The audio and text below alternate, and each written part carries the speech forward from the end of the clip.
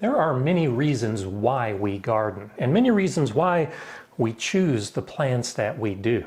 As you're choosing your plants, how high on the list is cost? Not the cost of the seeds and what you spend, but the cost savings by growing some of your own food. Join me today as I share with you some ways that you can save money with gardening.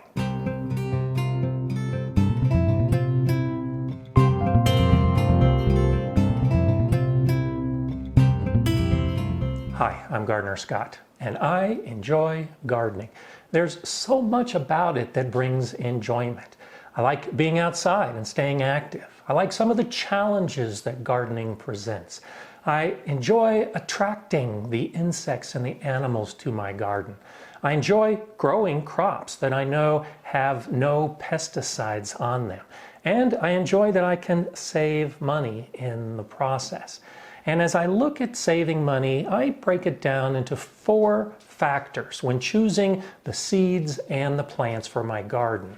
The most obvious, of course, is to grow the plants that are expensive to buy. You can save money every single time you make a purchase.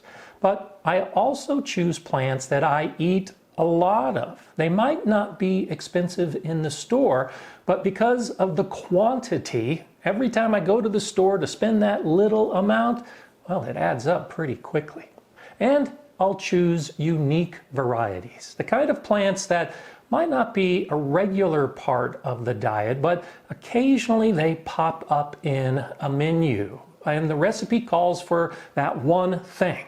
Well, rather than making a special trip to the store to buy it, I'll set aside a small section of my garden to grow it.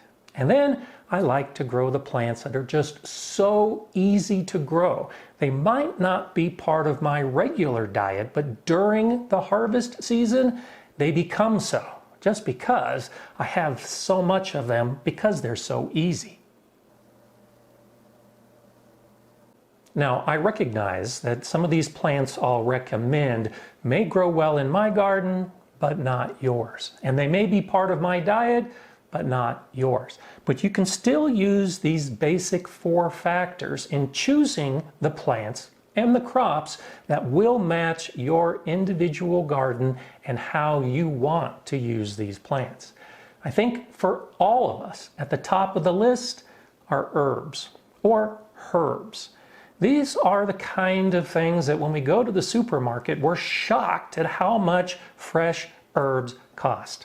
A recent trip to my market showed $3.79 per ounce for fresh herbs. And I question just how fresh they are.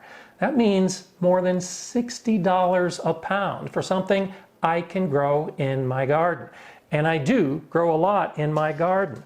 Parsley, basil, a lot of basil, dill. In fact, these dill seeds are 2 years old now, and I may not even use what's left in this package because I let some of my dill go to seed last year, and I use that seed to spread the dill throughout the garden.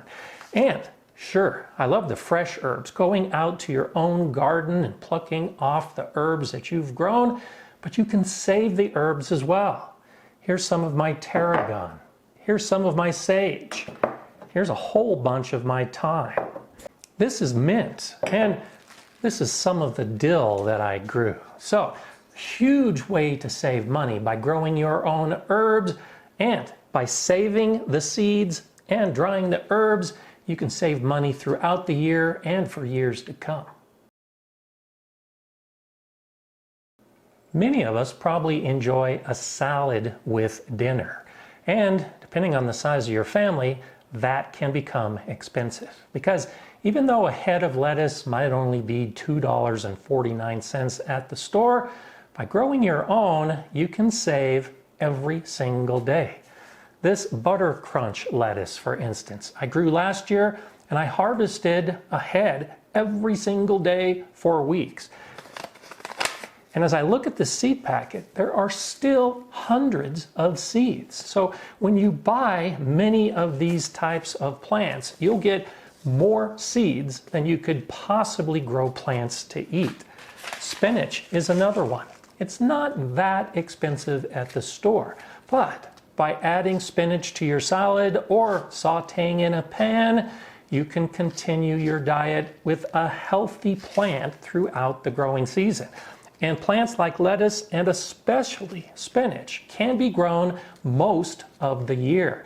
I can grow spinach from early spring until late fall, and even beyond if I have some protection over the plants. And consider growing all of the other crops that you like putting into your salad. Radishes are incredibly inexpensive for many of us, but it doesn't make much sense if you like radishes in your salad to grow the head of lettuce and then spend the time and money on gasoline to go to your store to buy a couple bunches of radishes. Go ahead and grow the radishes. Sure, they're cheap to buy, but it saves you time and effort by putting them into your garden. And that holds true for the cucumbers and the tomatoes and the celery and everything else that you're putting into your salad.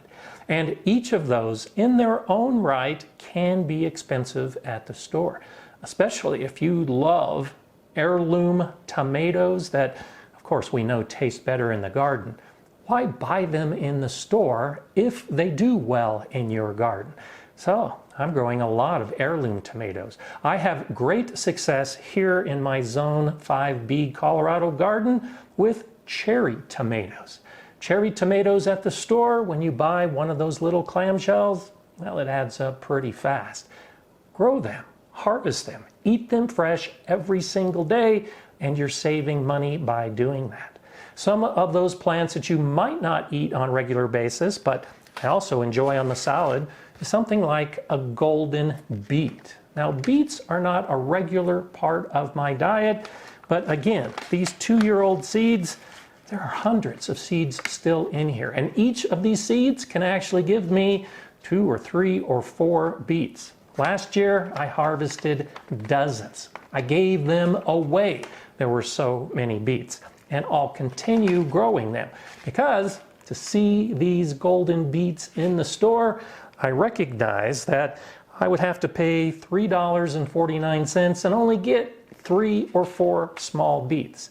Really? $1 for a small beet? I'd rather grow my own to the size that I like. Now, I recognize as I go through these prices that you may be paying more or you may be paying less. The specific cost doesn't really matter. It's the idea. Whatever it is you're spending, you can save money by growing it yourself. How about something like purple or red carrots? You can also buy these at the store in small bunches, and they tend to be more expensive than regular orange carrots, but they do just as well. If you can grow orange carrots in your garden, you can grow purple and red carrots in your garden as well. How about something like tomatillos? Now, this is a crop that a lot of gardeners don't know, but if you like Mexican cooking, tomatillos are part of that.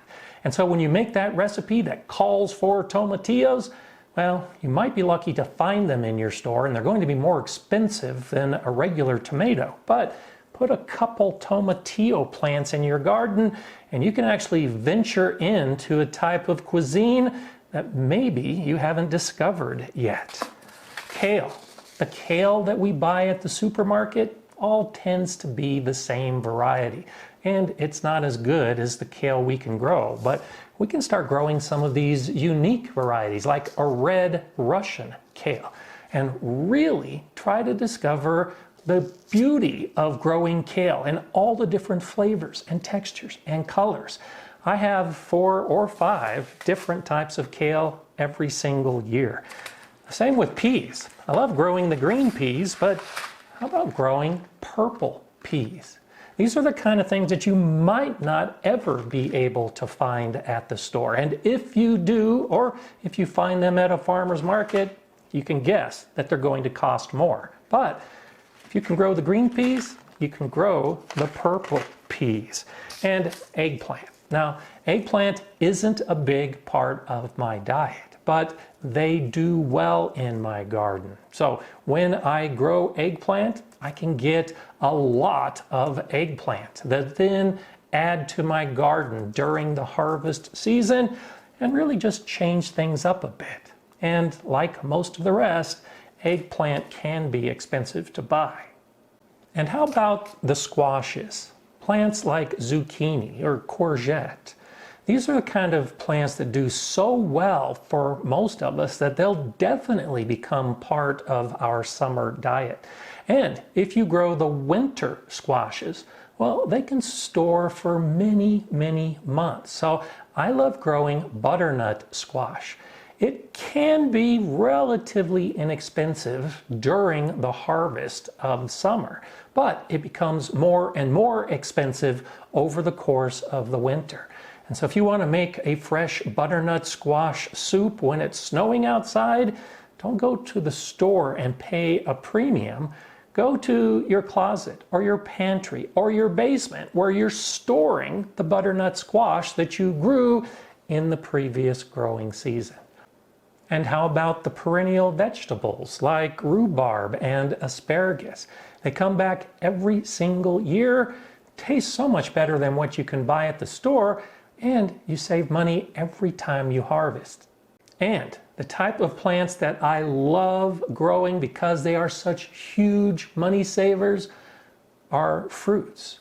Those fruiting plants like strawberries and raspberries and blackberries that many of us can grow. Sure, during a very small part of the year when they're being harvested by the big farms, they might be on sale. But for most of the year, they're just out of reach. They're too expensive.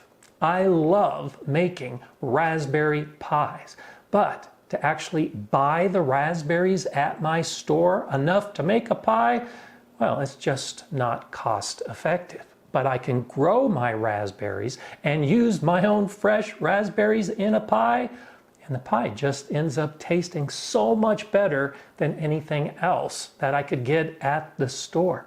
And that holds true for all the other types of fruits that you might like in your garden. I love growing fresh currants. I can't even find currants in my supermarket. If I could, no doubt they'd be among the most expensive fruits. And while apples tend to be mass-produced and are often on sale, if you have a couple apple trees in your landscape, you can be harvesting dozens of pounds of apples every single year. They also store well, and even though it's a small cost at the supermarket, over time, if apples are a regular part of your diet, consider growing them. And that's how I approach all of this and how I recommend you approach it as well.